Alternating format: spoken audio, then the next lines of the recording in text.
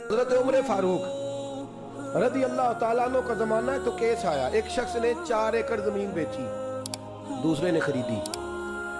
جس نے بیچی وہ کسان نہیں تھا، کوئی اور کام کرتا تھا۔ اس نے کہا میرے پاس فارغ ہے، میں تو کاشتکاری نہیں کرتا، تو ایک کسان نے خرید لی۔ توجہ ہے میری بات پر؟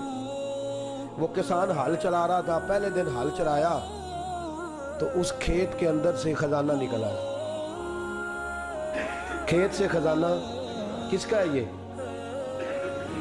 جی بھائی جی دی سڑک لنگ جائے نا وہ آتا ہے اور میں دیڑی نہیں تسی بیانہ واپس لگو، تو سڑک گزر گئی ہے، مجھے تو پتہ ہی اب چلا ہے کہ یہ ہاؤسنگ سوسائٹی آنے والی، میں تو نہیں دیتا ہی، رکھ لیا۔ کیا نکل آیا؟ ہیرے جواہرات چاندی لال نکل آئے۔ اب اٹھا کے نا وہ شخص نکلا ہے وہ رکھ لیتا، سنبھال لیتا، کیا ضرورت تھی؟ ویسے بھی لوگ تو پیسے بتاتے ہی نہیں کتنے۔ اٹھا کے نا وہ خزانہ تو جس نے بیچے تھے اس کے گھر چلا گیا، کہنے لگا میں نے زمین خریدی تھی، خزانہ نہیں خریدا تھا، تیرا ہے، تو لے لے، تیرا ہے، رکھ لے۔ وہ بھی صحابی رسول ہے، میرے نبی نے دنیا کی محبت کھینچ ڈالی ہے دلوں سے۔ وہ کیا کہنے لگے؟ کہنے لگے میں نے تو 4 ایکڑ سے بڑی مشکل جان چھڑائی ہے، تو اب پھر دولت لے کے آ گیا ہے۔ اس نے کہا یہ تیرا ہے، تو ہی رکھ، میں نے زمین بیچی تھی تو جو اس کے اندر تھا وہ سارا ہی تیرا ہے، بیچ ڈالا تھا۔ کہنے لگا نا میں نے زمین خریدی ہے، خزانہ نہیں خریدا۔ وہ کہنے لگا نا بھائی میں نے تو ہر شے بیچ دی ہے، اس میں سے پھل اگے پھول نکلے وہ سارے۔ جاگ رہے آپ لوگ؟ آکو ہے ہی کام جاگرن والا ہے، یہ ہوتا ہی نہیں۔ یہ عجیب معاملہ ہے نا جی۔ یہ فرشتے ہیں جو دنیا میں بستے تھے، یہ انسان تھے جن کو فرشتے بھی دروازے کھول کے دیکھتے تھے، یہ کیسے انسان ہے۔ اب مقدمہ حضرت عمر کے پاس آ گیا، توجہ ہے میری بات پر؟ حضرت عمر فاروق کے پاس آیا، حضرت عمر فاروق نے دونوں کی بات سنی تو جس نے بیچی تھی اس سے کہنے لگے پرانے مالک سے، چل یار تو لے لے، مجھے لگتا ہے کہ تیرے ہی ہیں، تیرے بڑوں نے دبائے ہوں گے، تو نہیں نکال سکنا، تو ہے تو وراثت تیری بنتی ہے نا، رکھ لے۔ کہنے لگا عمر آپ کیا سرائی کر رہے ہیں؟ اگر یہ بات غلط ثابت ہو گئی اور قیامت میں مجھے اس خزانے کا حساب دینا پڑا تو آپ میرے ساتھ اٹھیں گے نا، میرا بوجھ اٹھائیں گے نا؟ حضرت عمر کہنے لگے جی میں کوئی نہیں اٹھاتا، میں تیرا بوجھ۔ اب وہ جس کو بیچا تھا حضرت عمر کہنے لگے بھائی اس نے تو تجھے دے دیا تھا، اب تیرا ہے تو رکھ لے۔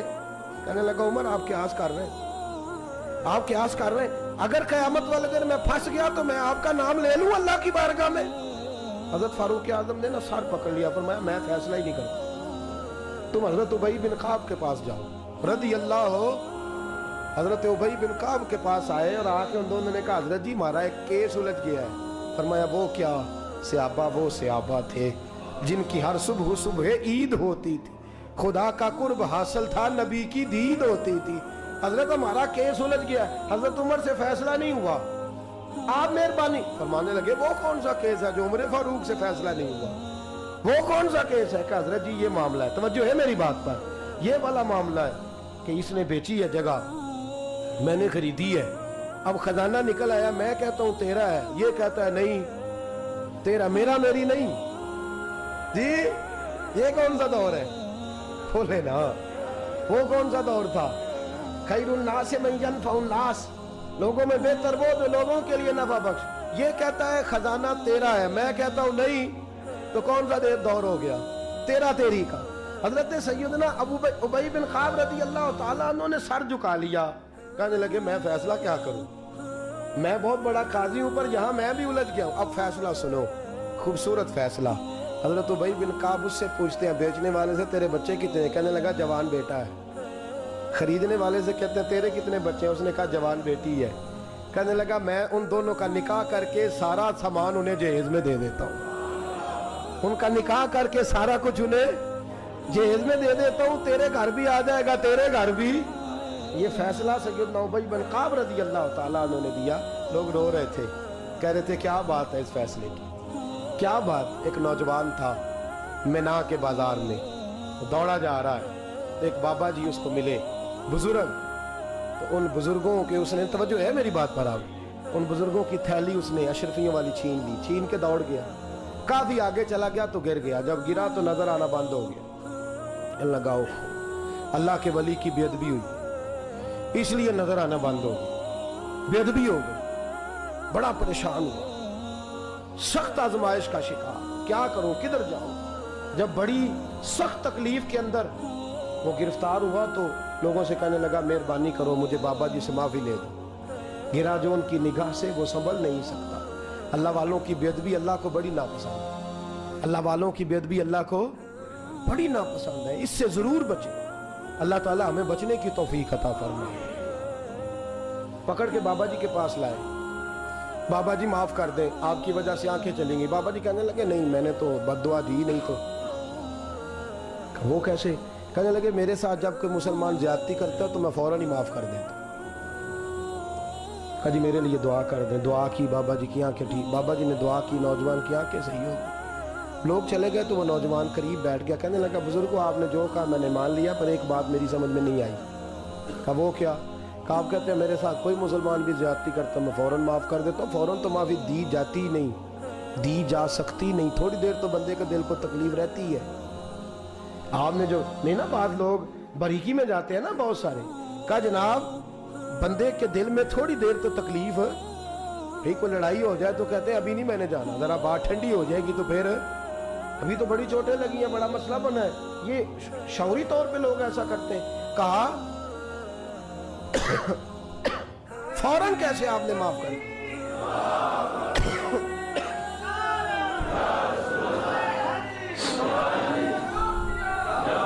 کہا فوراً کیسے معاف کر دیا؟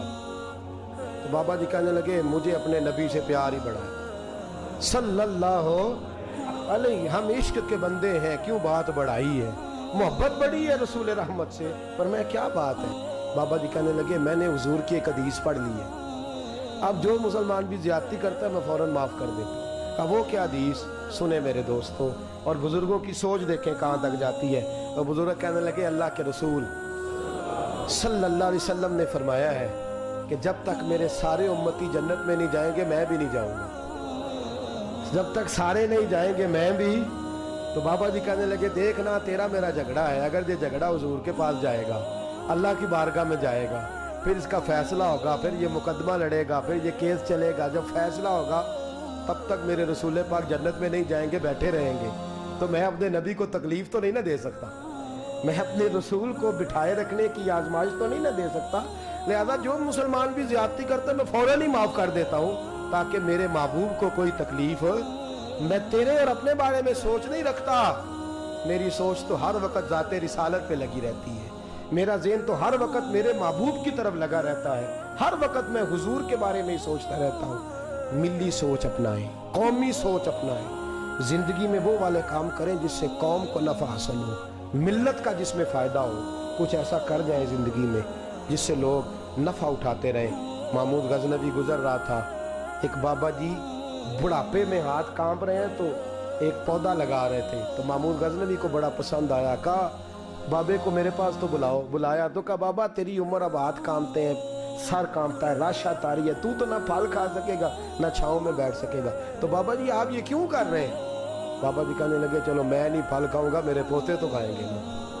بچے محمود کو بات بڑی پسند آئی, اس نے بابا جی کو ایک اشرفیوں کی تھیلی انعام میں دے دی. کہا تیری سوچ بڑی قومی ہے, بڑی ہے. تو بابا جی مسکرا کے کہنے لگے بادشاہ تو ابھی کہہ رہا تھا کہ نہ تو پھل کھائے گا نہ چھاؤں میں بیٹھے گا, اللہ نے مجھے پھل بھی دے دیا ہے, چھاؤں بھی دے دی ہے. ابھی دیکھیں نا, ابھی میں نے کام کیا نہیں تو اللہ نے سارا کچھ پہلے دے دیا ہے. بادشاہ اور راضی ہوا, اس نے ایک تھیلی اور دی. تو بابا جی مسکرا کے کہنے لگے دیکھ میرے اخلاص میں اللہ نے کتنا فضل کیا ہے. لوگوں کے باغ میں سال میں 1 دفعہ پھل لگتا ہے, میرے باغ میں 2 دفعہ لگ گیا. تو خیر خائی کا ذہن بنا, لوگوں کے بارے میں سوچ, قومی اور ملی ذہن بنا, بڑا ذہن بنا, بڑی سوچ بنا. وہ والا کام کر جس سے زیادہ لوگوں کو فائدہ ہو, زیادہ لوگوں کا نفع ہو, وہ والا کام کر. قومی ملی ملت اسلامیہ کی سوچ بنا, عالم اسلام کی بات کر, مسلمان کا بھلا کر, اپنے وطن کا بھلا کر, اپنی ملت کے بارے میں سوچ. جب تو یہ کام کرے گا تو اللہ تجھے وسائل بھی بڑے ہی عطا فرمائے گا. اللہ تبارک و تعالیٰ تیرے لیے رحمتوں کے دروازے بھی زیادہ ہی کھولے گا. تو فرمایا زمین میں وہ قائم رہے گا جو لوگوں کا بھلا کرے گا, دوسروں کے بارے میں سوچے گا. وہی دنیا میں زندہ رہتے ہیں جو لوگوں کے لیے نفع بخش بن جاتے ہیں. جو ذات کی بات کرتے ہیں وہ بڑی جلدی فنا ہو جاتے ہیں. دوسروں کی بات کر, تو ہمیشہ رہے گا, تو باقی رہے گا, تو قائم رہے گا, تو ہمیشہ صبح قیامت تک تیرا نام جپا رہے گا. میرے आला हज़रत फरमाते हैं बे निशानों का निशान मिटता नहीं, मिटते मिटते भी नाम हो ही जाएगा। हमेशा मिट खैर।